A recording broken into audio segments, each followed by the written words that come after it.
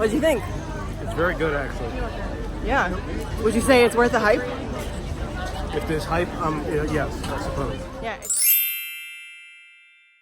Hey guys, it's KJ. John? And Winnie from DisneyMomLife.com. Welcome or welcome back. If you liked today's video, please Give it a thumbs up. Subscribe if you're new. Ding that notification bell. And leave us a comment. And John, what are we talking about today? Well, Disney World's Flower and Garden Festival has begun again at Disney World. And we're going to talk about all the new things that are in store for 2021. The Flower and Garden Festival runs from March 3rd all the way through July 5th, and that's longer than usual, I think. I think it usually ends at the beginning of June. So if you've been following along with Disney Parks blog, they recently released the foodie guide for the Taste of EPCOT International Flower and Garden Festival, or as we like to call it, Flower and Garden. The food guide lists all the sweet and savory bites, as well as the refreshing beverages. There are over 20 outdoor kitchens for you to choose from, or you can hit up all of them. There are 2 new outdoor kitchens this year. The first is EPCOT Sunshine Griddle, offering brunch items. And the second is EPCOT's Farmers Feast, rotating a seasonal menu. I wonder what they mean by seasonal, because this is basically taking place during spring. I guess we're at the very tail end of winter, because winter technically ends somewhere around March 21st and summer begins somewhere around June 21st. So I guess there's a little bit of winter and summer in there. So I wonder what they mean by seasonal, but I guess we'll just have to wait and see. One of the other things that is new each weekend, Friday through Monday, there'll be live music and new bands, all with a local flavor of Orlando. And if you're looking to find some of those shows, they'll be at the Stage of America, right in front of the American Pavilion in World Showcase. So what will be interesting is that they're having a show. I don't know if there's any other shows that are back just yet. If there are, let us know in the comments down below. But it'll be interesting to see how they social distance everybody. And in addition to that, I wonder if there'll be other shows that they now have back, like especially like at places like Hollywood Studios, where there's, you know, half the entertainment there is shows. So it'll be interesting to see if maybe they start bringing that back. The only thing I would say about this is that this is one of the amphitheaters that is outdoors. That's true. Beauty and the Beast is also sort of outdoors, so I think they'll probably try and start things with outdoors theater seating first before they probably do the indoor. But hey, this is a first step, so bring it on. And something that is returning is the Garden Graze. There are 5 offerings that you need to get in order to get the prize at the end. It's a complimentary, I say prize, because you're paying the fee to do the graze. The prize is exclusive to the festival, so if you guys do it, let us know in the comments down below what the prize is. One of our favorite things about Flower and Garden are the topiaries. We love food and wine, and I go back and forth over what is my favorite. I do think the food is usually better at food and wine. However, why I sometimes lean towards Flower and Garden is because we love the topiaries. We love walking around and seeing all the different beautiful topiaries. We usually go to Flower and Garden in March, which in New York it's still winter and still cold. So when we come back, it's like, okay, spring is coming, like we're ready for the warm weather. So that's one of the reasons we really love Flower and Garden, and we're very excited that Disney put out the list of all the topiaries. Most of them, I think, are all returning. The only one that, so we were back there 2 years ago in 2019, and I feel like 2020 doesn't really count because it was only there for what, like a couple weeks. So we didn't see any new topiaries except for, what was it? Woody and Bo Peep. Oh yeah, so when we went 2 years ago, Toy Story 4 hadn't come out yet. It came out I think in June, so that topiary wasn't there. So that will be the only new one for us that we haven't seen. But some of our favorites that are coming back are Snow White and Dopey, Figment, Anna and Elsa, Peter Pan and Captain Hook, Winnie the Pooh and Friends, Bambi, Lady and the Tramp, and the Butterflies. but you know, one that I didn't see on the list, John, was Cars, and that's one of my favorite ones. So I guess there are some that are not returning. If there are any others that are your favorite that aren't returning, let us know in the comments down below. Also, Winnie is roaming around and having a grand old time, so we're sorry if you hear her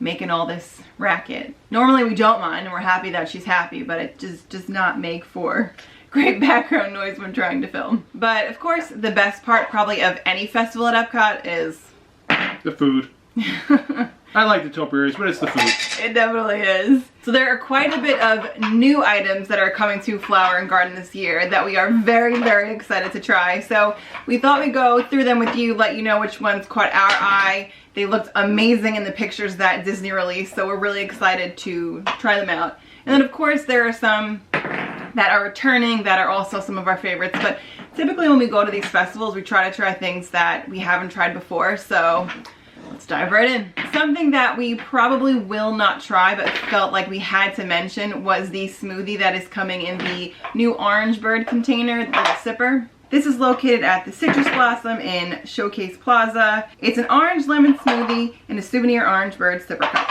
If you guys have been to these festivals before, those tend to go really quickly. I remember 2 years ago, they didn't have them when we were there. We weren't looking to collect them. A coworker had asked if we saw it to pick it up, so we went and tried to get one, but they were all sold out at the time. I think they restocked them throughout the festival, but we went in March and they were already sold out. Again, when he's playing, she has blocks, so I'm really sorry for the noise. Playing with her blocks right in front of the camera. Yeah, they're Winnie the Pooh blocks. The Trowel and Trellis Kitchen will be hosted by Impossible Foods.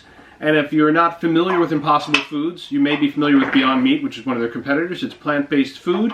You may have tried it at Impossible Foods at maybe Burger King. They have an Impossible Whopper. Dunkin' Donuts has an Impossible Breakfast Sausage. So this is going to be Impossible Foods sponsoring the kitchen. 3 out of the 4 items are brand new and all are plant-based. They'll have the Impossible Sausage and Kale Soup, boneless Impossible Korean short rib with cilantro lime rice, damuchi slaw, and kimchi mayo. And for dessert, there's lavender pâte de crème with blueberry cake, pink peppercorn, and lime whipped cream. Those ribs look and sound amazing, and the dessert with the whipped lime whipped cream, that sounds good too. So I think we will definitely at least try one of those things. Yeah, and I've always been wanting to try the Impossible Foods because everyone raves about how you can't tell the difference. I like certain types of meats, mainly chicken and beef. You're crazy. So I'd like to see just how close.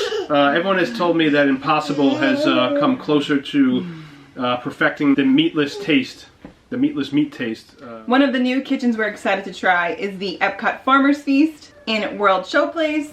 This is the one we mentioned earlier that has the rotating menu, but I'm really hoping that they have this particular item when we go. It's off the quote beet in path. I guess it has beets in it, but I'll tell you what the actual item is. Profiteroles with red beet mousse, golden beet pastry cream, whipped goat cheese cream, and candied walnuts. Oh my gosh, you guys, goat cheese is probably my favorite cheese, so whipped goat cheese sounds amazing, and the candied walnuts, oh, that's my favorite. So that is going to be a must try. Another new item, which we're a little bit on the fence if we would try or not, is at the Lotus House in China. It's called Papa Cakes. It's potato cakes filled with shrimp and water chestnuts served with house-made strawberry sauce. Now the picture looks good. I'd probably have to see it in person to decide whether or not we get it, but we'll have to, it's on the list. We'll have to check it out. See. I like the Chinese Pavilion and some of the restaurants there, so I have faith that they'll churn out something good. And maybe cost will factor in too. The other thing is they didn't release the menu prices, so yeah. You know, if it's something that's on the lower end, then it's probably going to be a yes. If it's something, you know, it's like $8 and it's small and we're kind of like, we weren't crazy about it, then it would be a no. Next up in the Japan Pavilion is Hanami. They're offering shrimp and crab with spicy mayo, cucumber slices finished with creamy avocado, and violet sauce. This one's kind of interesting to me. The shrimp and crab, I don't know about the cucumber slices, I could do without that. I just dumped the shrimp and crab in the avocado sauce. And that will be how I handle it, right? The last item on the new list that we want to try is from the Honey Bistro, hosted by the National Honey Board, and is located in Showcase Plaza. The Honey Bistro will offer a lavender honey mustard marinated chicken flatbread with whipped honey ricotta cheese, marinated vegetables, and purple haze lavender goat cheese. That's goat cheese again, so that is high on my list, and it's pizza, so that makes it even higher. Pizza, goat cheese. And those are just some of the new items. There are many of your returning favorites as well to be excited about. And we thought we'd go through some of our returning favorites that we think are can't miss. So let's tell them about some of our favorites, John. Returning to the Pineapple Promenade in Showcase Plaza, we have the very popular frozen dessert pineapple lemonade. We love this the last time we were there 2 years ago. We also got a pineapple Dole Whip, although it wasn't called a Dole Whip. The Dole Whip is returning. I'm not sure what it was called, but I did find a clip of us trying it, and in the clip I specifically mentioned that it's not a Dole Whip. Just to show you guys how amazing it is, we're going to insert a clip here now. I just got the violet lemonade and the pineapple soft serve. It's not called a Dole Whip, but it tastes like a Dole Whip. But this, I was wondering if it would be worth the hype. It is worth the hype. It's really good. Really, really good. Tastes like, what does it taste like? Like just like an ice, like a fruity ice. Really good. And of course, pineapples. Always good. What do you think? It's very good, actually. Yeah. Would you say it's worth the hype? If there's hype, yes, I suppose. Yeah, I think it's $4.95 or four and change. So, I mean, it's a lot for a little drink, but it's not as much. It's not like it's $10. I would say if you're here doing Flower and Garden, grab one. They're good. As you can see, we are big fans of the frozen lemonade. One of the other things we're big fans of is the Italy Pavilion. You can find us there whenever we are there, so if you happen to be walking through EPCOT, look for us. We may be there. But we go there at least once every time we visit Walt Disney World. We are often eating in Via Napoli. But during Flower and Garden, we also like to enjoy the kitchens that are there. One of our favorites is at the Primavera Kitchen in Italy. They serve the Margherita rustic Italian flatbread. It's got tomato sauce and mozzarella. For dessert, there's the traditional Sicilian-style cannoli. It's a crispy pastry filled with sweet ricotta, chocolate chips, and candied orange. I assume most of you are familiar with a cannoli, but there they are extra delicious. We hope you guys enjoyed this video. Life with a toddler, she's just in a mood right now.